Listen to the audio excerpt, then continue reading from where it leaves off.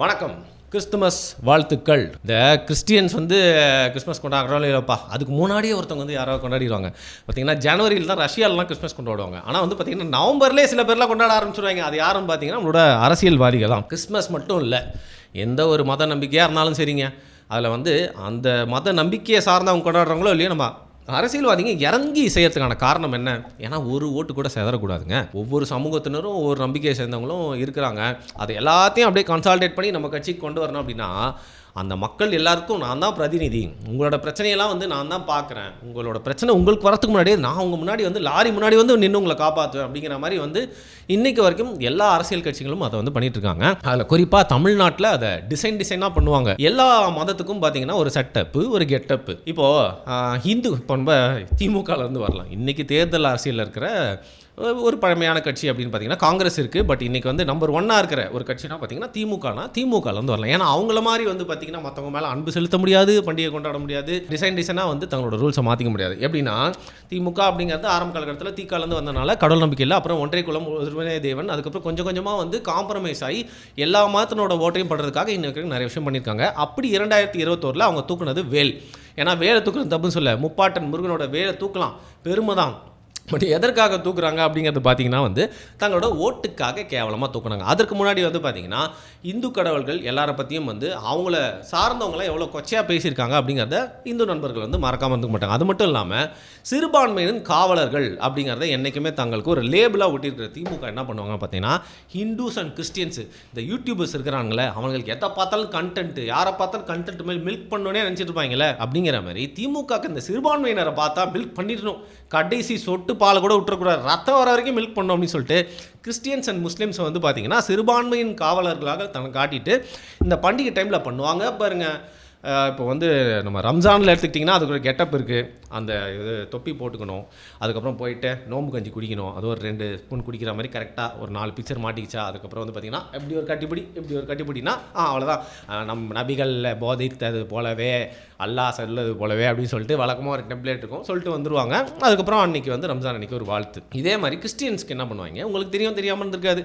அவங்க கட்சிக்கு பார்த்திங்கன்னா எது சொன்னாலும் ஜால்ரா தூக்கக்கூடிய சில இடங்களில் வரக்கூடிய சில அந்த ஃபாதர்ஸ், மத போதகர்கள், சில ஸ்டைலிஷான கோட் சூட் போட்ட போதகர்கள், அவங்கெல்லாம் கூப்பிட்டு வச்சு உட்கார வச்சுட்டு பார்த்தீங்களா இவங்களாம் எங்கள் கூட இருக்காங்கன்னா கிறிஸ்டியன்ஸ் மட்டும் இல்லைங்க, ஜீசஸே இங்கே தான் இருக்கார். ஜீசஸ் ஆக்சுவலாக மேடையில் தான் இருக்கார், அவர் கண்ணுக்கு தெரிய மாட்டாருன்றனால உங்களுக்கு தெரியல. ஜீசஸ் வந்து பார்த்திங்கன்னா அவருடைய போதனையும் எங்கள் கட்சி கொள்கையும் வேறு இல்லைங்க, ரெண்டுமே ஒன்று தாங்க. இதெல்லாம் நான் எக்ஸாஜரேட் பண்ணி சொல்கிறேன்னு நினைக்காதீங்க. சமீபத்தில் நடந்த கிறிஸ்மஸ் விழாவில் வந்து திமுக வந்து ஒரு எல்லைக்கு மீறி போயிட்டாங்க. விட்டா ஜீசஸையும் வந்து ஸ்டாலின் அவர்களையும் பார்த்திங்கன்னா பார்க்க ஒரே மாதிரி இருக்குது அப்படின்னு சொன்னாலும் சொல்லியிருப்பாங்க. அந்தளவுக்கு வந்து புகழன்னு வந்து பொழுதுட்டாங்க.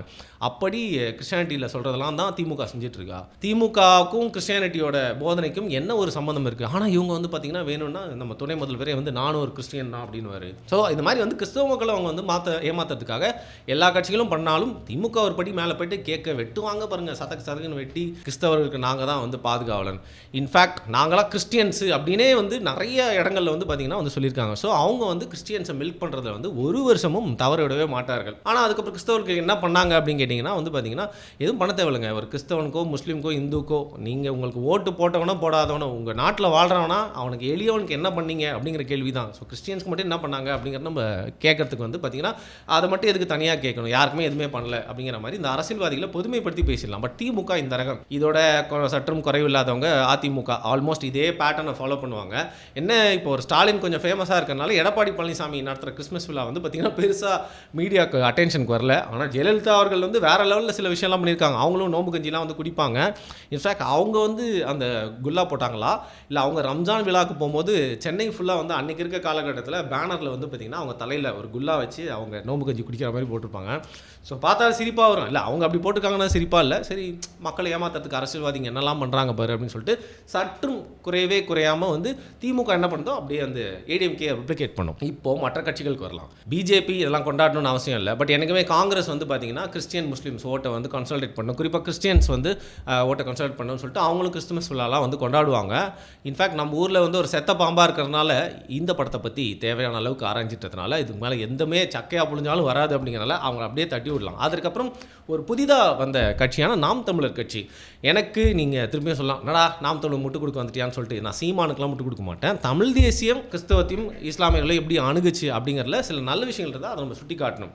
வேறு எந்த தலைவருமே பண்ணாத ஒரு எப்படி சொல்கிறது, பேப்டிசம் ஆஃப் ஃபயர் அப்படின்னு சொல்கிற மாதிரி கிறிஸ்தவர்கள்கிட்ட போயிட்டு வந்து அவங்கள கேள்வி கேட்க வச்சு பதில் சொல்கிறது, இஸ்லாமியருக்கு முன்னாடி போய்ட்டு கேள்வி கேட்க பதில் சொல்கிறது, அவங்க ஒரு தமிழராக எப்படி இருக்கணும், தமிழராக இருந்துட்டு இப்படி கிறிஸ்தவராக இஸ்லாமியராக எப்படி இருக்கணும் அப்படின்னு விளக்குறது, தமிழ் தேசிய அரசியல் இஸ்லாமுக்குள்ளேயும் கிறிஸ்தவத்துக்குள்ளேயும் எப்படி பொருந்தும் அப்படின்னு போயிட்டு இந்த வருஷம் இந்த கேலண்டர் வருஷம் கூட போயிட்டு பார்த்தீங்கன்னா நிறைய இடங்கள்ல அந்த கொதிநிலையிலே இருக்கக்கூடிய ஸ்பீச்சஸ் வந்து நிறைய சீமான் கொடுத்துருக்காரு. அப்படி தான் அவர் போயிட்டு வந்து அந்த ஆர்எஸ்எஸ் மேடையிலையும் வந்து பரவாயில்ல வேறு யாருன்னா வந்து அந்த இடத்துல வந்து தவிர்த்துருப்பா போய் பேசினாரே நான் நினச்சேன். பட் அங்கே பேசின சில கருத்துக்களை நம்மளுக்கு உடன்பாடு இல்லை. இருந்தாலும் வந்து பார்த்திங்கன்னா சிறுபான்மையினர் மக்களுக்கு உண்டான அந்த நம்பிக்கை கேக் கூட்டணுமா, பிரியாணி சாப்பிட்டோமா, நோம்பு கஞ்சி குடிச்சோமா, அதோட அவங்களை ஏமாத்திரமான்னு இல்லாமல் போயிட்டு அவங்களோட பிரச்சனைகளை பற்றி பேசுறது மட்டும் இல்லாமல் நிறைய வாட்டி கலந்துரையாடல் வச்சுக்கிறது, விவாதங்கள் வச்சுக்கிறது அப்படிங்கிறது தொடர்ந்து நாம் தமிழர் கட்சி பண்ணிகிட்டு இருக்கனால நிஜமாகவே சொல்கிறேன், ஒரு அரசியல் கட்சி சிறுபான்மையினர் மத நம்பிக்கை அப்படின்னு வரும்போது அந்த அரசியலை அந்த மத நம்பிக்கை கூட இன்கார்பரேட் பண்ணி ஒரு டயலாக் எப்படி ஏற்படுத்தணும் அப்படின்னு தமிழ்நாட்டை பொறுத்த வரைக்கும் ஒரு சிறந்து விளங்கக்கூடிய உதாரணமாக இருக்கிறது எனக்கு நாட்டம் உள்ள தமிழ் தேசியம் பேசக்கூடிய நாம் தமிழர் கட்சியின் நடைமுறைகள் இந்த விஷயத்தில் எனக்கு ரொம்ப கரெக்டாக இருக்குது. ஸோ பேசிக் அரசியல் அப்படிங்கிறது திமுக அதிமுக சேர்ந்து டெம்ப்ளேட் அரசியல், இதுக்கு ஒரு முடிவுக்கு வரணும். பட் நாம் தமிழர் கட்சி அப்படிங்கிற கட்சி இது எல்லாமே கரெக்டெல்லாம் சொல்ல வரல, இந்த பர்டிகுலர் விஷயத்தில் இஷ்யூ பேஸ்டாக அவங்க எடுத்துகிட்டு போகிற அரசியல் அப்படிங்கிறது which is a brilliant next ஜென்னுக்கு உண்டான அரசியல். அதை நம்ம அப்படி தான் பார்க்கணும். சரி, இப்போ புதுசாக ஒருத்தர் வந்து வண்டியில் ஏறியிருக்காரு, அவர் யாருன்னு பார்த்தீங்கன்னா அவருக்கு ஏற்கனவே வந்து விஜய், ஆனால் எச் ராஜாவின் மூலியமாக நம்மளுக்கு நல்லா வந்து சேர்ந்த ஒரு பெயர் வந்து ஜோசப் விஜய். விஜய் கிறிஸ்டியன்னு சொல்லிட்டு எல்லாருக்குமே 90கள்லேருந்தே தெரியும் பெரும்பான்மையான மக்களுக்கு. பட் ஜோசப் விஜய் அப்படிங்கிறது வந்து பார்த்திங்கன்னா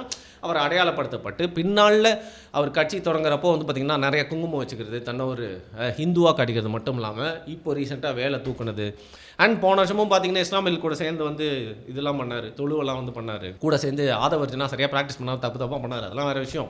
எல்லாமே ஒரு டிப்பிக்கல் அரசியல்வாதி செய்த மாதிரி விஷயங்கள் செஞ்சுட்டு இந்த கிறிஸ்துமஸ் விழாவிலையும் பார்த்தீங்கன்னா அவர் ஒரு விஷயம் பண்ணியிருக்காரு. அதில் எது அவர் வந்து தப்பாக பண்ணார், எது அவருக்கு சாதகமாக அமைஞ்சிருக்கு அப்படிங்கிற அரசியல் நம்ம வந்து பார்ப்போம். ஒன்று, நான் ஏற்கனவே சொன்ன மாதிரி திமுக அதிமுக மாதிரியே ஒரு டெம்ப்ளேட் கிறிஸ்டியன் விழாவாக அது இருந்தது. அது ஏன் கொஞ்சம் ஒத்து இருந்துச்சுன்னு பார்த்தீங்கன்னா எல்லாருக்கும் விஜய் ஒரு கிறிஸ்டியன்னு தெரியுன்றதுனால ஓகே நிஜமாவே ஒரு கிறிஸ்டியன் விழா எடுக்கிறோம் அப்படிங்கிற மாதிரி ரிலேட் பண்ணிட்டாங்க. பட் அதை தாண்டி அவரும் வந்து ஸ்டாலின் அவர்கள், எடப்பாடி அவர்கள் எப்படி பேசுவாரோ அதே மாதிரி வந்து கிறிஸ்தவர்களை கவர்றதுக்காக அவர் வந்து பேசியிருக்கார். பட் அதுக்கு மேலே அவர் விமர்சனம் சொல்ல முடியாது, ஏன்னா இது வரைக்கும் தேர்தலையும் சந்திக்கலை, அவங்க வந்து ஏதாவது ஆட்சிக்கும் வரல, அதிகாரத்துக்கும் வரல. பட் அவர் எடுத்துக்கிட்டு அந்த ரூட்டுன்றது ஏற்கனவே நம்ம பார்த்து பழக்கப்பட்ட அந்த திமுக அதிமுகவோட ரூட்டு தான். ஆனால் இதில் விஜய்க்கு எது சாதகமாக அமைஞ்சிருச்சு அப்படின்னு பார்த்தீங்கன்னா, ஒரு கிறிஸ்தவ சமுதாயத்தில் வந்திருக்கனால வேர்ட் ஆஃப் மவுத்தில் நிறையா நம்மளுக்கு வந்து சேர்ந்துகிட்டே இருக்கிறது என்னென்னா, சர்ச்சிலலாம் விஜய்க்கு போட சொல்லிட்டாங்க. அது ப்ராட்டஸ்டண்ட்டாக இருந்தாலும் சரி, கேத்தலிக்காக இருந்தாலும் சரி, கேத்தலிக்லாம் வந்து விஜய்க்கு வந்து செம்ம சப்போர்ட்டு. பொதுவாகவே கிறிஸ்தவர் மத்தியில் வந்து விஜய்க்கு இந்த வாட்டி போடலாம்னு அவங்களுக்கு தோணுது. ஸோ இது வந்து திமுகவுக்கு வந்து ஒரு பெரிய அடி. நாம் தமிழர் கட்சிக்கும் வந்து சில கிறிஸ்தவ வாக்கெல்லாம் வந்து செதறி விஜய் பக்கம் வரப்போகுது. ஸோ விஜய் வந்து நிஜமாவே ஒரு ரட்சகராக மக்கள்லாம் பார்க்க ஆரம்பிச்சிட்டாங்க. சொல்லிட்டாங்க சண்டே சர்ச்சில்லாம் வந்து பார்த்திங்கன்னா விஜய்க்கு போடுங்கன்ற சூசகமாக சில பேர் சொல்கிறான், சில பேர் வந்து பார்த்திங்கன்னா ஓப்பனாகவே சொல்லிட்டான் அப்படின்னு சொல்லிட்டு நடந்துட்டு இருக்கும்போது இப்போது திமுக நடத்துகிற அந்த கிறிஸ்மஸ் விழாவுக்கு அப்புறம் அந்த விஜயோட விழா நடக்குது. அது டைரெக்டாக வந்து திமுகவுக்கு ஒரு பெரிய அடியாக இருக்கிறது மட்டும் இல்லாமல் மற்ற கட்சிகளோட கிறிஸ்டியன் வாக்கு வங்கி அப்படிங்கிறதுலேயும் ஒரு பெரிய அடி. இந்த நேரத்தில் நிஜமாவே ஓகே சில கிறிஸ்தவர்கள் விஜய் ஒரு கிறிஸ்டியன் அப்படிங்கிறனாலே வந்து அவருக்கு ஓட்டு போடலாம்னு நினச்சிருக்காங்களோ அப்படிங்கிற மாதிரியான ஒரு பின்பம் கட்டமைக்கப்பட்டிருக்கு.